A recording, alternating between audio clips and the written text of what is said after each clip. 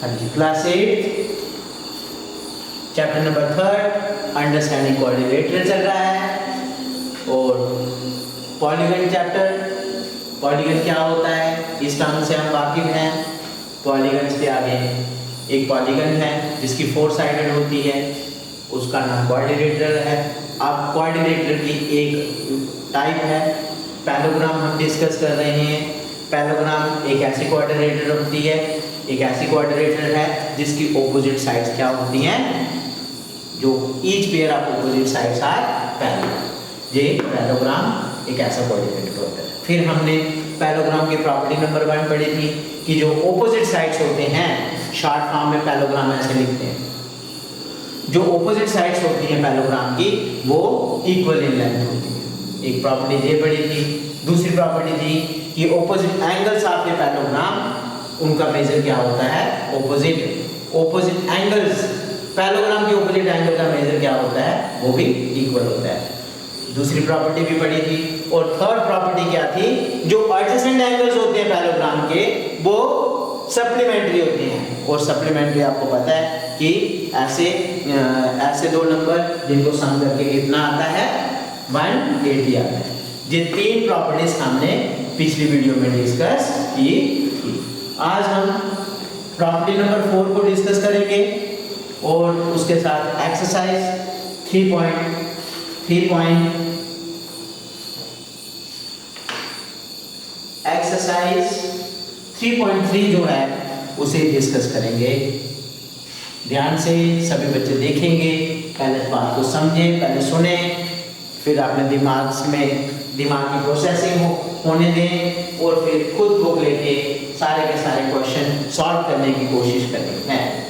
आज जो प्रॉपर्टी है वो डायगोनल्स के ऊपर है। प्रॉपर्टी नंबर 4 और वो डिपेंड कर रही है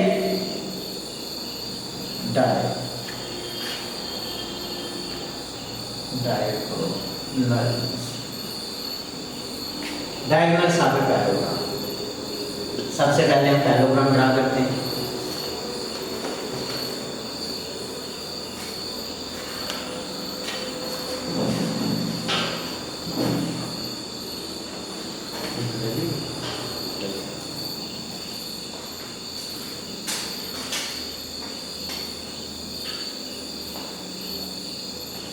तो डायगोनल्स सबसे पहले हम पैरेललोग्राम को ड्रा करते हैं।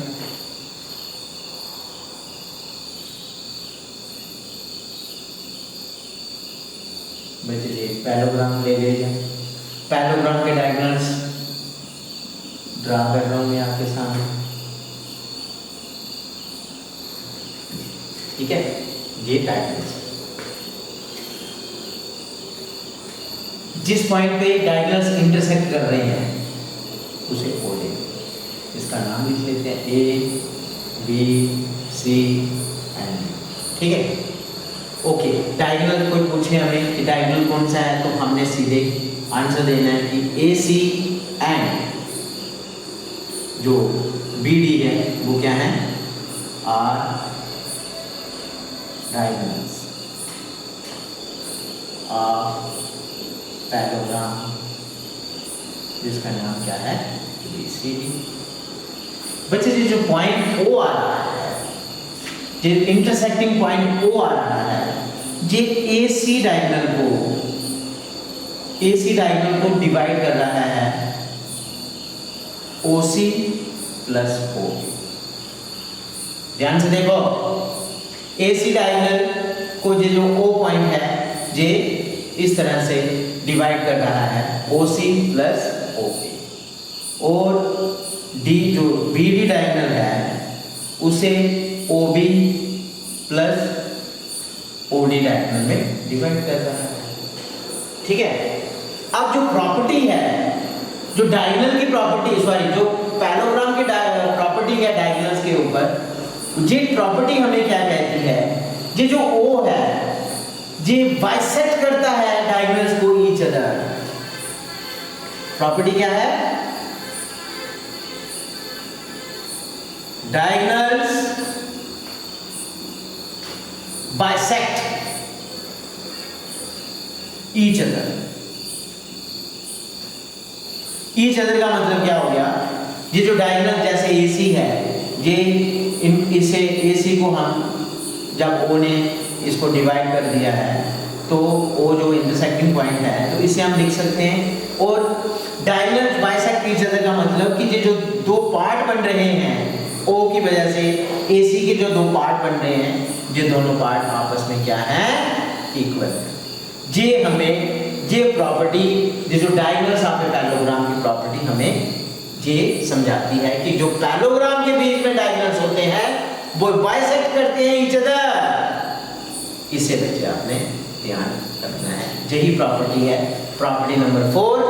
प्रॉपर्टी नंबर 4 जो है वो यही है कि diagonals of a parallelogram bisect each other. तो बाइसेक्ट ईच अदर का क्या मतलब होता है, ये मैंने आपको समझा दिया है।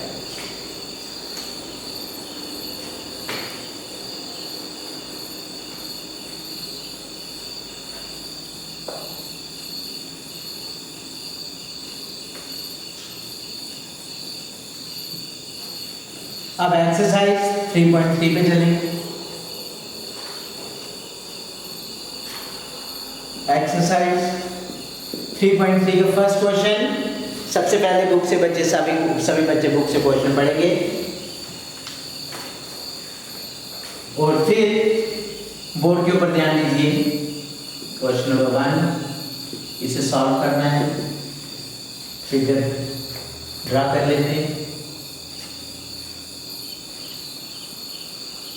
एक पैरेललोग्राम उन्होंने गिवन में कहा हुआ है, इस क्वाड्रिलेटरल को कहा हुआ है ये पैरेललोग्राम है जिसका नाम है ABCD दिया हुआ है और साथ में जो डायगोनल्स हैं वो भी ड्रा किए हुए हैं और इंटरसेक्टिंग पॉइंट का नाम जो है वो A है, O है। और जब हमें और साथ में कहा गया है given a parallelogram ABCD complete each statement, ये स्टेटमेंट नंबर 1 इनको कह रहा है कंप्लीट करना है। AD इसे डैश को फिल करो। सेकंड पार्ट की स्टेटमेंट में कह रहा है एंगल दिया हुआ है DCB और इधर जो डैश है उसको फिल करो। थर्ड पार्ट में OC इस पार्ट को फिल करो और फोर्थ पार्ट जो है मेजरमेंट एंगल DAB है प्लस मेजरिंग एंगल CDA है, इन दोनों के प्लस कितना होगा वो बताइए। ये बच्चे 4 पार्ट हैं और कहा गया है with the definition and properties used, कि जो पैरेललोग्राम की डेफिनेशन और जो प्रॉपर्टीज आपने 4 पढ़ी हैं उनका इस्तेमाल करके इनका आंसर दीजिए। सबसे पहले फिगर आप लोगों के पास है। फिगर के एलिमेंट्स जो हैं वो आपने पढ़ लिए हैं। फिगर के एलिमेंट्स क्या होते हैं, ऑपोजिट साइड्स कौन सी होती हैं, ये दोनों पेयर ऑफ ऑपोजिट साइड है, ये भी दोनों आपस में पेयर ऑफ ऑपोजिट साइड्स हैं।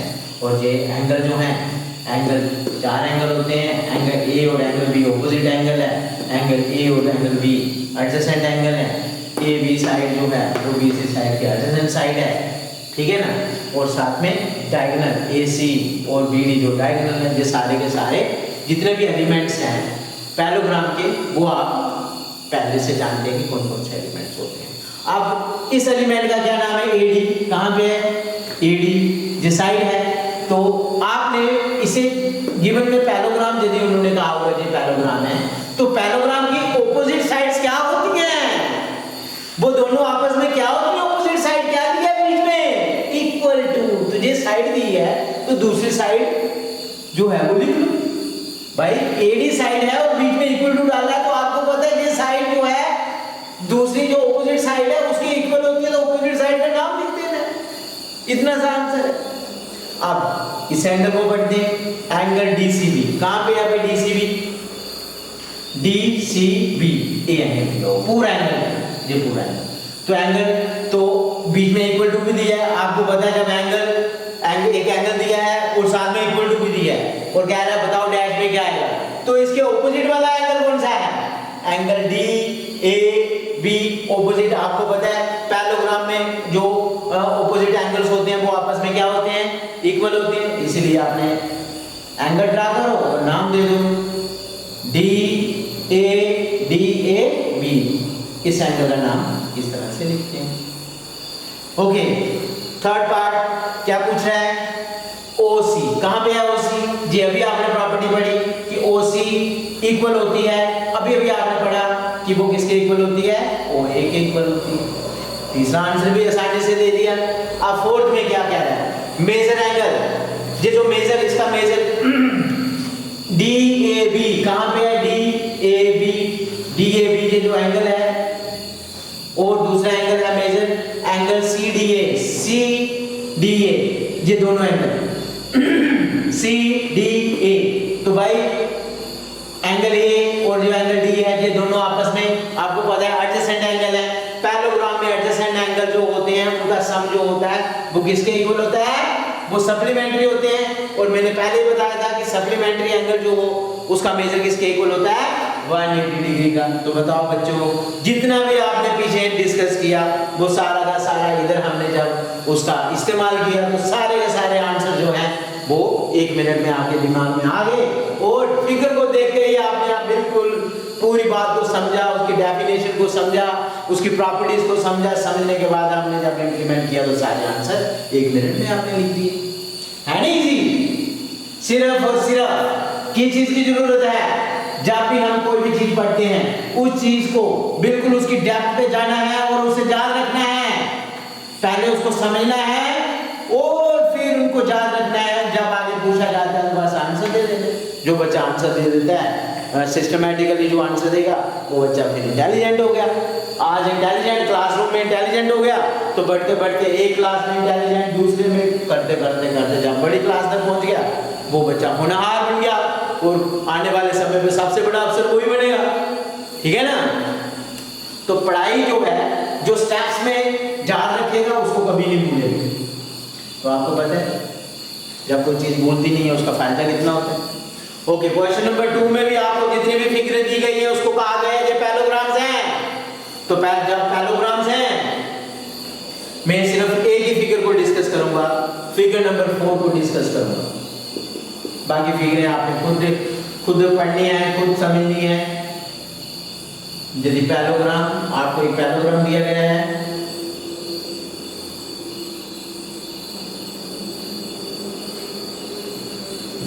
ये फिगर ऐसे ऐसे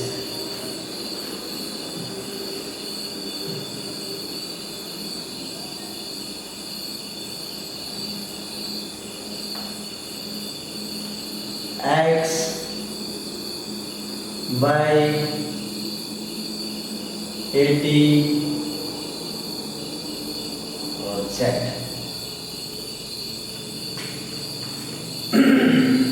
ओके, हमें कहा गया है x y z की वैल्यू निकालनी। आपके पास एक गिवन क्या है? पैरेललोग्राम।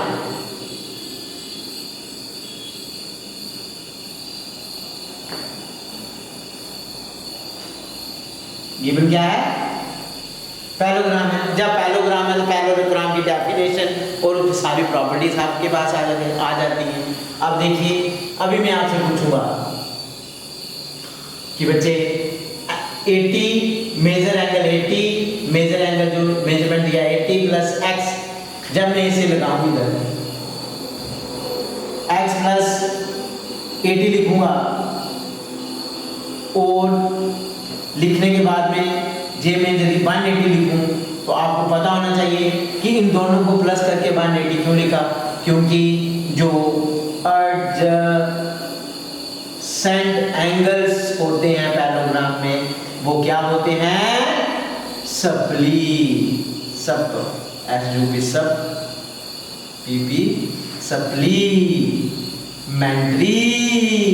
ठीक है बच्चे?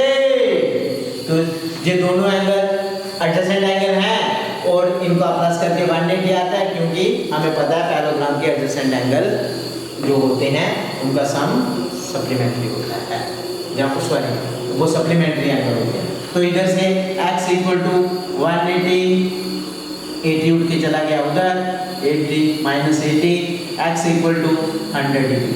तो बच्चे x की वैल्यू निकल गई। जब इधर x की वैल्यू जो है वो वो 100 डिग्री आ गई। अब देखो आगे कितना इजी हो। अब एक और प्रॉपर्टी लगाओ, 80 और y, ये दोनों एंगल में लिखूंगा। देखो y और 80 ये दोनों मैंने क्या लिख दिए, क्या है, इक्वल है। क्यों इक्वल है उसका रीजन देना है। ऑपोजिट एंगल्स पैरेललोग्राम के क्या होते हैं, इक्वल होते हैं। बस इतना सा रीजन दे देना है साथ में। इधर से y की वैल्यू भी निकल गई।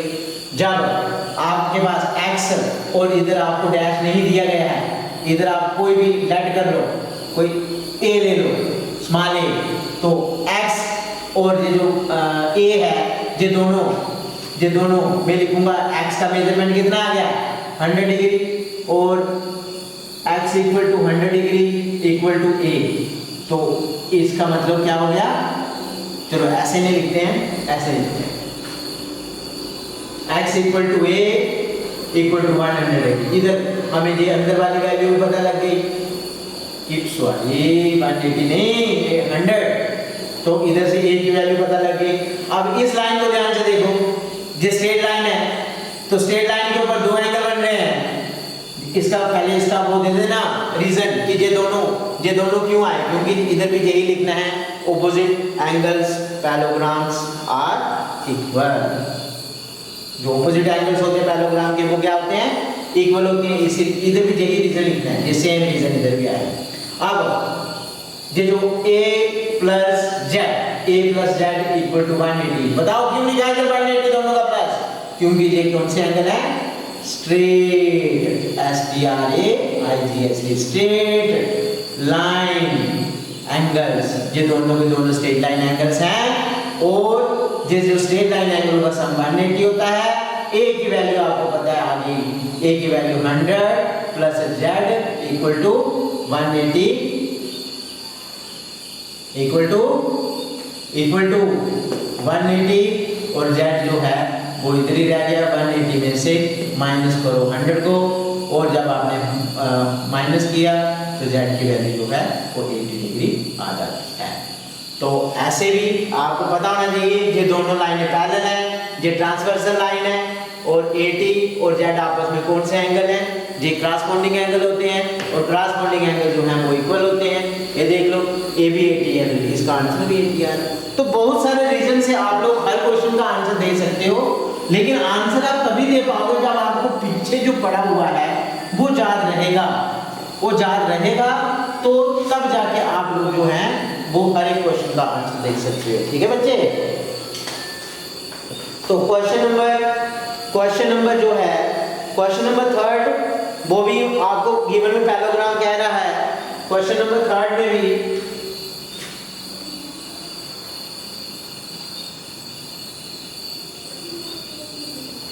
क्वेश्चन नंबर 3 जो है वो भी parallelogram, can a coordinator ABCD if a parallelogram, आपसे कह रहा है क्या एक कोऑर्डिनेटर पैरेललोग्राम हो सकती है। कब, उन्होंने कंडीशन मान में दिया हुआ है, पहले पैरेललोग्राम ड्रा करना है, और उसके बाद में देखो क्वेश्चन नंबर 3 डिस्कस कर लेते हैं।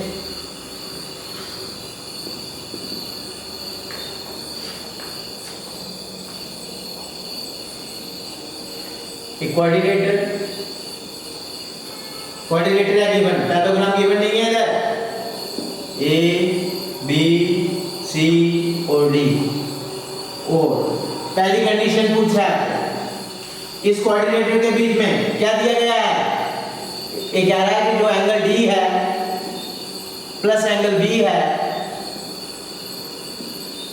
उनका सम 180 है।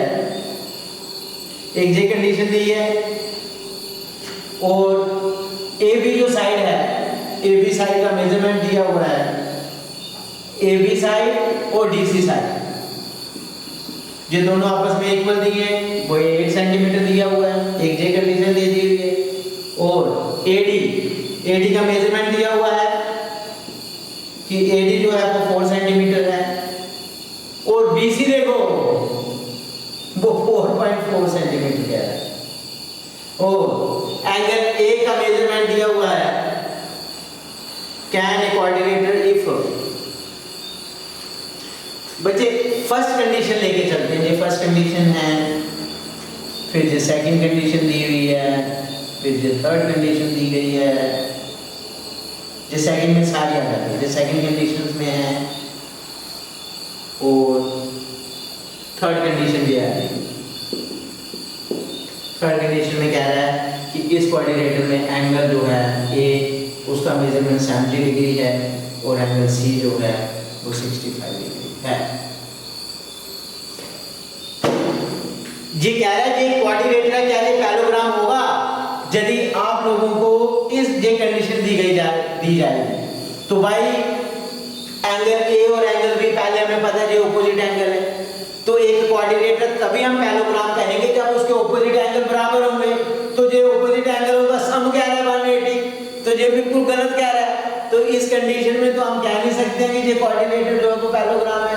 दूसरी कंडीशन पे चलते हैं, ए बी, ये जो ए बी साइड है, ए बी साइड और जो डी सी साइड है, चलो जी ये दोनों साइडों का मेजरमेंट क्या है इक्वल, ये एक कंडीशन क्या गया।